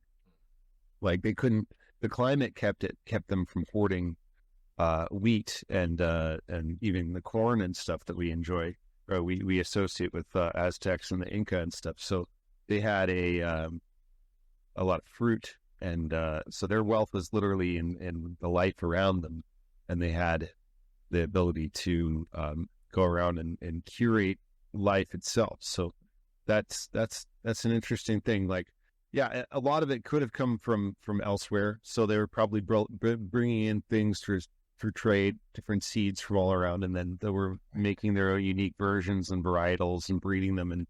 And if you ask like the indigenous about the origin of even corn and stuff like that, we assume it went a certain way, but they actually they'll tell you like this is done through arrangements with the spirits, through conversations with the plants themselves, and that's huh? I've heard that too. That like they were, and they're like the plants told us. Yeah, Brenda. I remember reading them coming up. Brenda, what do you think? They said the forest told them how to do it. Right, right. What do you think about the Dogons, Brenda? Oh, yeah, I used to study those guys when I was a kid. And I did a actually study of them, of the Molly Dogon for environmental ethics class for once upon a time. That was pretty interesting. Like the one thing that study didn't feature though was the connection to the Egyptian, potential origin, and that they were possibly part of the origin of the Egyptian culture. But yeah, there's that story that they witnessed like what we would call as a ship came down in a lake. There were dolphin-like beings that came out of that, and they're really interesting, but they're very, very superstitious, very spiritual people where, talk about place and their connection to place. There's some places in Mali, if you're visiting the Dogon and you stumble into the wrong valley, you're just not coming out.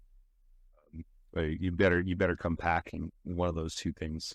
And because if you go, you go there, not like spirits are going to jump you, but like they are so serious about the sacredness of different places in that area that they'll kill you.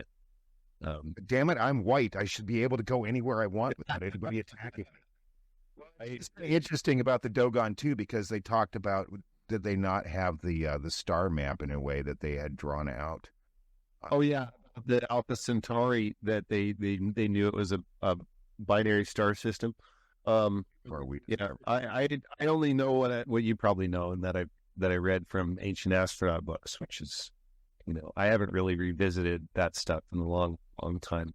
I assume yeah, sorry, they had a lot of knowledge, but I don't know if that comes from aliens so much as we generally assume people couldn't have known this or that.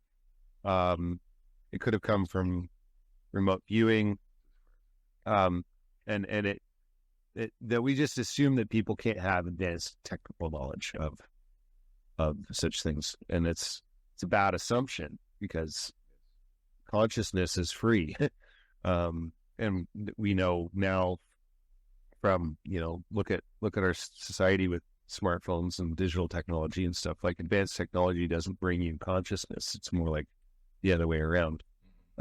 Thankfully, like according to Diana Pasolka and the research she did on the underground of mystics in the technological community, that thankfully there's a lot of us that are like me that are working that angle from behind the scenes and making sure that even in advanced techno society we're still maintaining the human soul.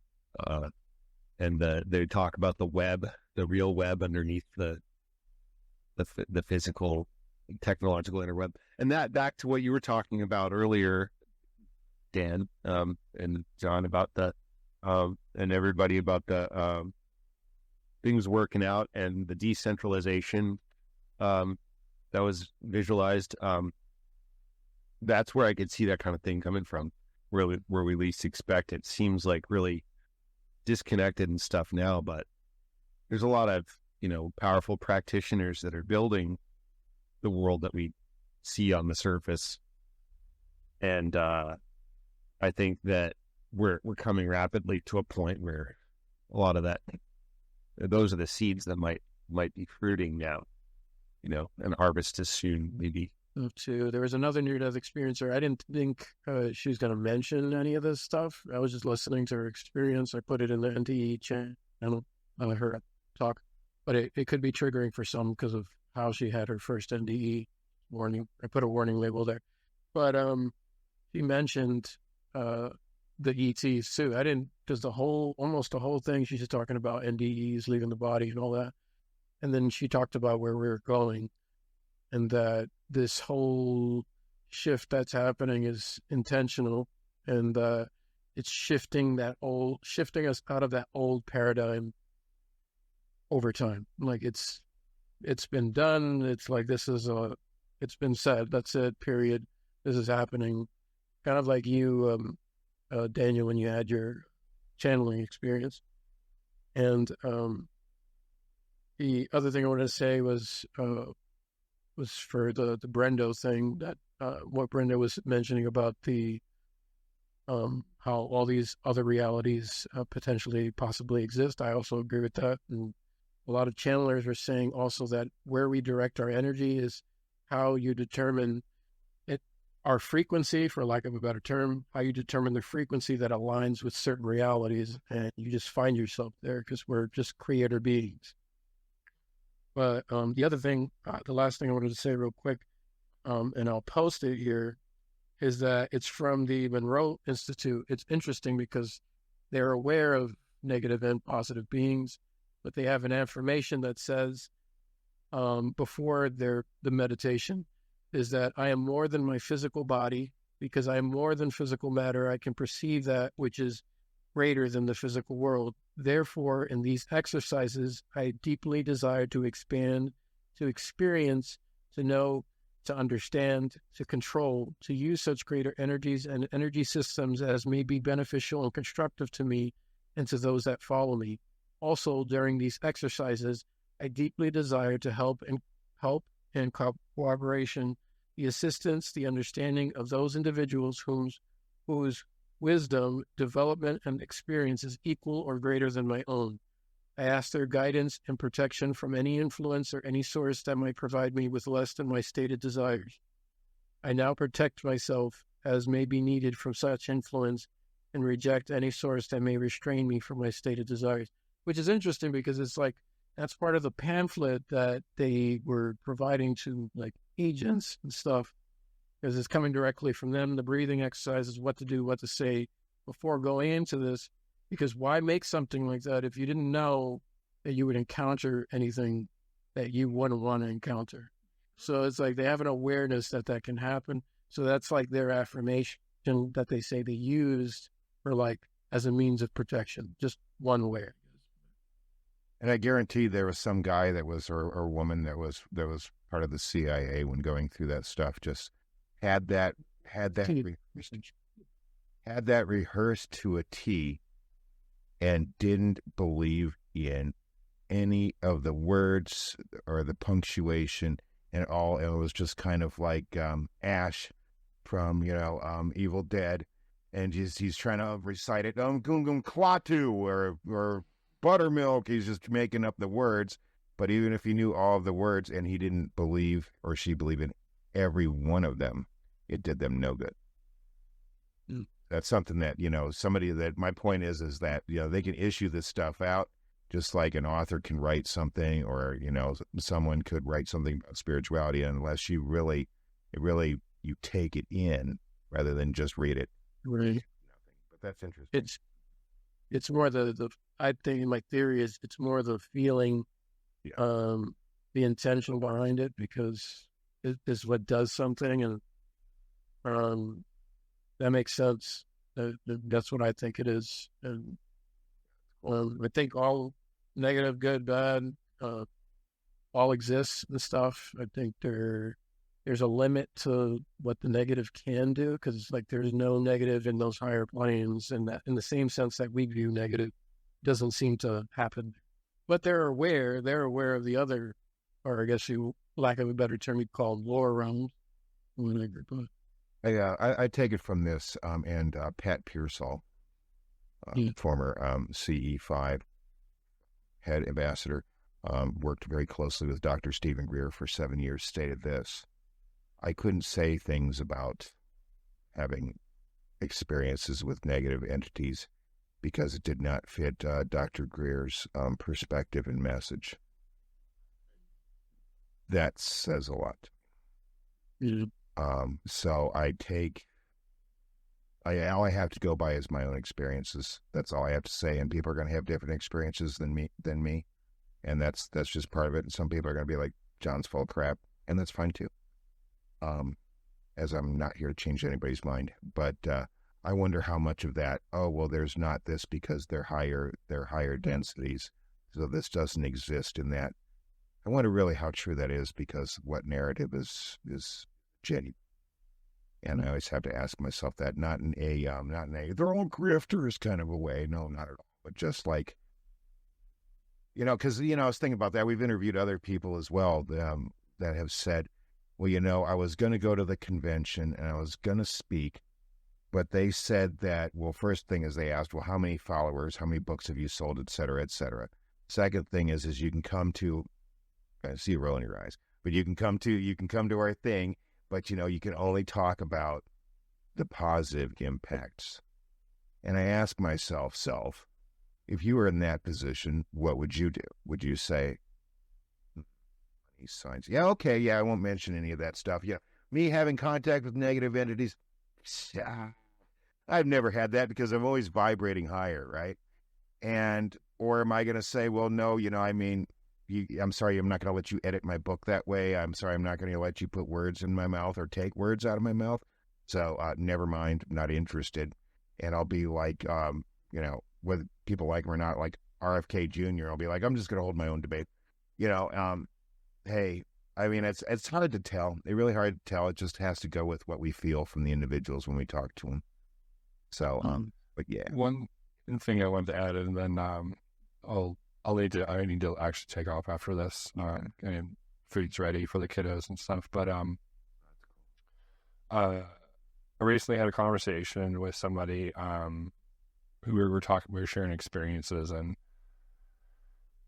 it's like we were talking on just both having similar experiences of having negative entities and experiences when you were a kid and everything like that, and having paranormal background, and we were talking about, like, would you trade that for anything? Like, no, I wouldn't, because they were catalysts for us growing and being able to go through that experience and realize, like, I actually can do something about this, or we're sliding back into fear and having to then deal with it later, which happened to me as well.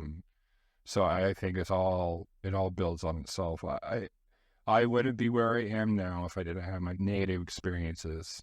If I all had all positive, I would not have the experience that I have now of knowing what to feel out, if there is an issue, what to put up for protection, or, whatever else, it's because of these negative experiences I've gained experience and been able to be where I am now. So I think both are extremely important, and we can't, kick one or the other out.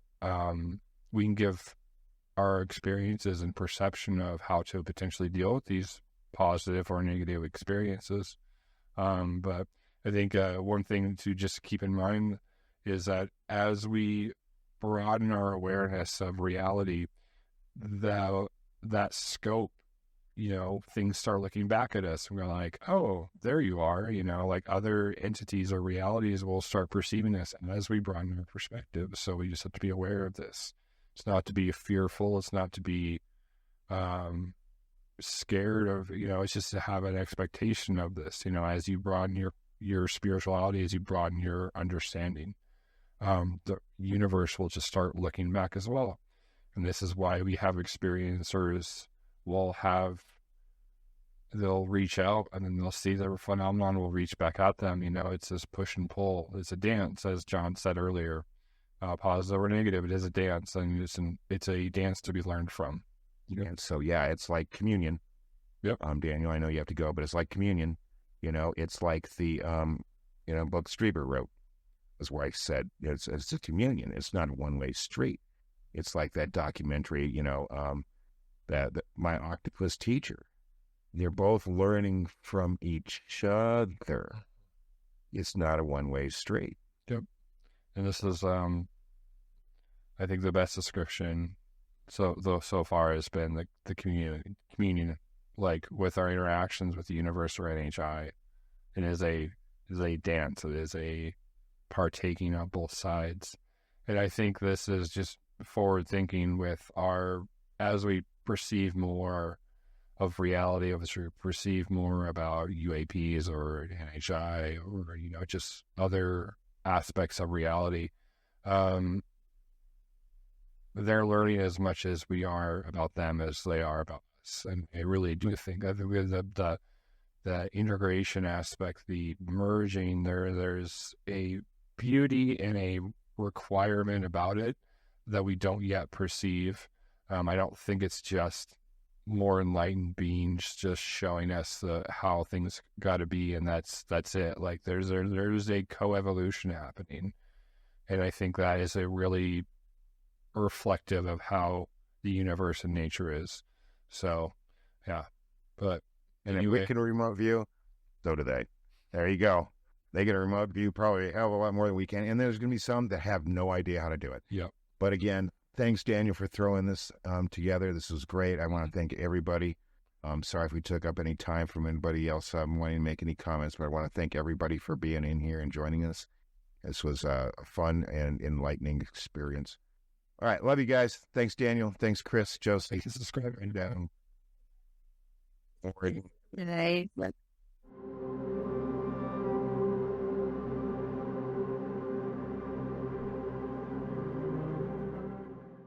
Bad monkey.